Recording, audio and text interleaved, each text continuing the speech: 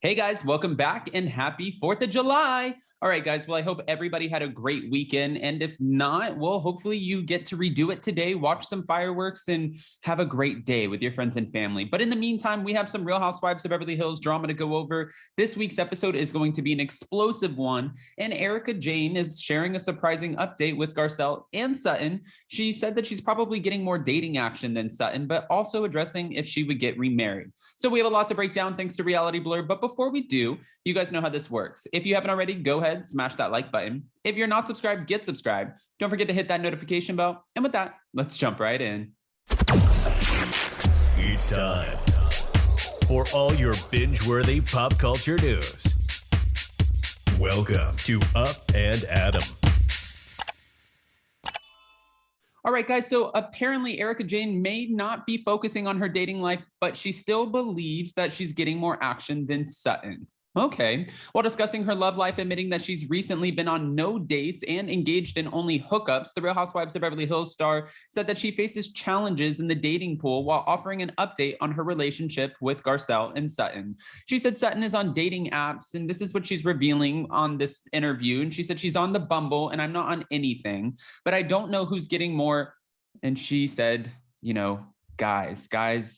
guys. We'll leave it at that. I probably would say me, but she could be an undercover freak. I don't know what I'm doing. I'm clearly sending people the wrong messages. I was very upfront with someone the other day, and they told me I was a little aggressive about it. And I was like, why? I'm just talking like how my male friends talk.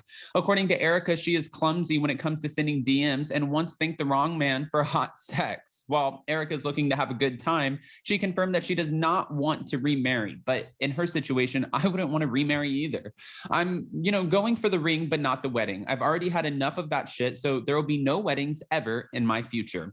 Although Erika is, quite close to the majority of her Real Housewives of Beverly Hills castmates, both on screen and off, she said they're kind of slacking when it comes to her, hooking her up. Dorit Kemsley professed to be matchmaker. Erika said, I was like, well, where is it? She hasn't helped out very much, and I don't want to put the pressure on other friends. Speaking of where her and Sutton stand today, Erika confirmed that they've made some progress, but admitted that she's still hurt by the past. I'm still very hurt by being called a liar, and I'm still very hurt by everything that happened. There are some things that, will take me a long time to forgive and forget, and that was the lowest point of my life, and I just didn't need a pile on.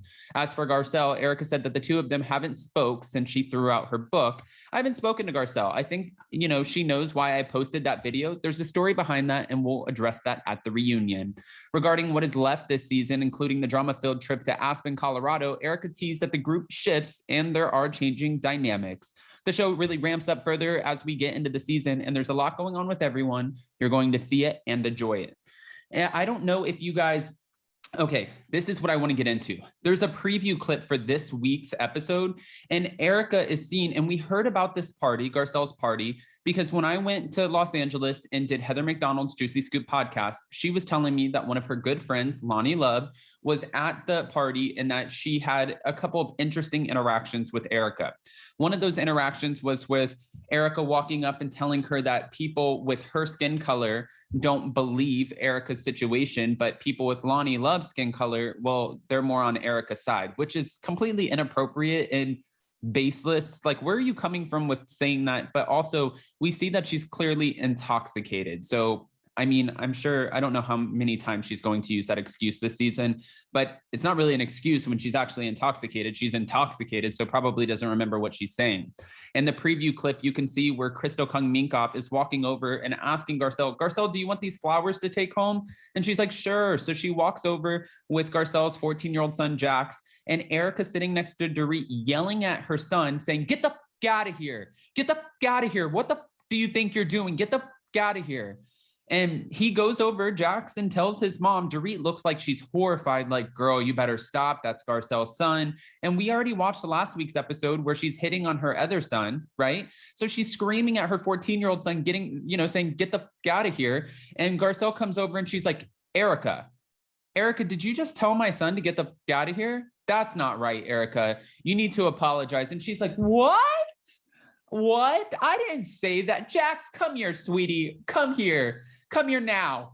come here. And it's like, oh my God, what is happening with Erika Jane, Erika Girardi? If I were Garcelle, I would be done at this point. I mean, I know that we're watching Erika kind of self-implode and go through these ups and downs, sure, but she's a mama bear. Garcelle's a mama bear. And anyone who has a 14-year-old child is not going to let their friends or even people in their social circles say something like, get the f out of here. Like, you can't talk to someone else's kid like that. I can tell you, if someone said that to me and my mom was around, it would not be, it would not be a great ending to that story. Now, Garcelle, obviously, she's a very classy woman. She's on camera and she knows that the cameras are rolling. So she's probably giving Erika a pass, just thinking in her mind, okay, girl, I'll let you be on this one. I have your number though. And now that I know you're willing to talk to my kid like that, just keep an eye out.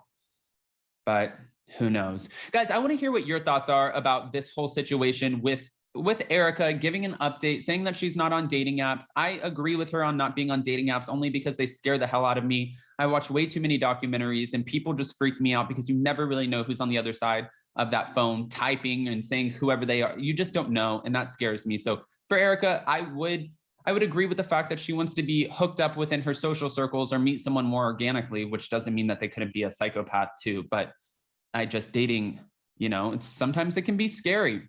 But then also giving an update on Sutton, she says that her and Sutton, they're working on things. We'll see how that works. But Sutton did allude to the fact that she felt like Erika could have potentially known a lot more than she let on when it came to her husband's alleged misdoings. So we'll leave that be until we get there. But for her and Garcelle, right now, I'm totally team Garcelle in the sense that you can't talk to my kid that way. You threw my memoir that I worked my ass off for to, you threw it in the garbage and made a whole spectacle out of it. I wouldn't even be giving her the time of day. But that's just me. I'm not Garcelle and I'm not Erika and I'm not Sutton. So go ahead, comment below with your unfiltered opinions. And before you go, let me know what you did this weekend. Happy 4th of July. If you guys are, celebrating with your friends and family, then I'm sending you all the love, positive vibes. Let me know, are you barbecuing? Are you, listening to some music, spending time with the friends, family, just staying at home and Netflix and chilling? Whatever it is, I'm curious. So go ahead, comment below, let me know. And before you go, don't forget, smash the like button, do the YouTube-y things. And we will be back tomorrow for hot, messy topics to break down some more of this Real Housewives of Beverly Hills, Real Housewives of Dubai drama, but Bravo drama in general. You guys know. I love you guys.